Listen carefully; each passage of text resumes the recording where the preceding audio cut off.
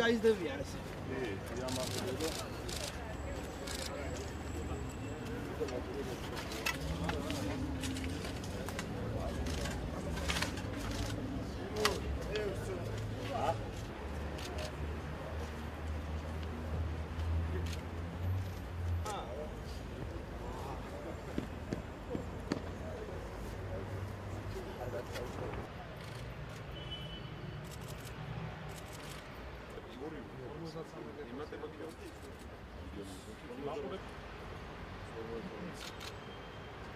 დაიწყება უკვე სანამ არჩევნების სანამ ეს დალაგდა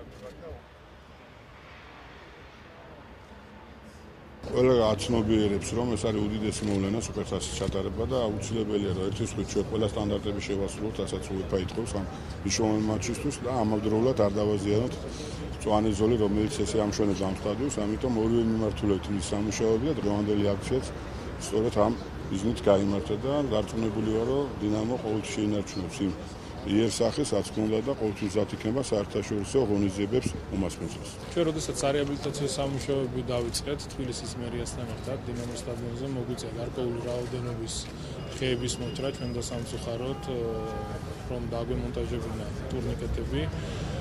ამის გამო გადაწყვეტილება იქნა მიღებული, რომ დღეს 60 ძირი ნაძვი იქნა დარგული, რაც რა თქმა უნდა მისასალმებელია. მე მივესალმები ზოგადად ხეების დარგვის აქციას, რომელიც წამოწყებულია თბილისის მერიას და მოუწოდებ ჩვენ დედაქალაქის ყველა მაცხოვრებელს მიიღოს ამ აქციაში მონაწილეობა, რადგან მწვანე ქალაქი, სუფთა ქალაქი ჩვენთვის არის ძალიან მნიშვნელოვანი.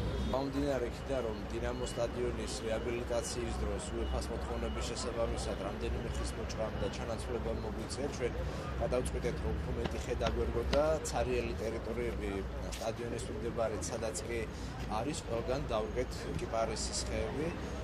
დინამო სტადიონის რეაბილიტაციასთან ერთად დროთა განმავლობაში ეს ხეებიც გაიზრდება და ეს ტერიტორია გახდება ძალიან ლამაზი და შესაბამისად იქნება არა მხოლოდ სპორტული დატვირთვის, არამედ გარშემო მაცხოვრებელი ადამიანებისთვის აქ იქნება საკმაოდ კარგი დასვენების ადგილი და ამ ყველაფერს ვაკეთებთ იმისათვის, რომ მოწესრიგებული ინფრასტრუქტურა ჰქონდეს და სტადიონი არ იყოს მხოლოდ სტადიონი და საფეხბურთო დატვირთვის, არამედ მას მიეცა სხვა დატვირთვაც.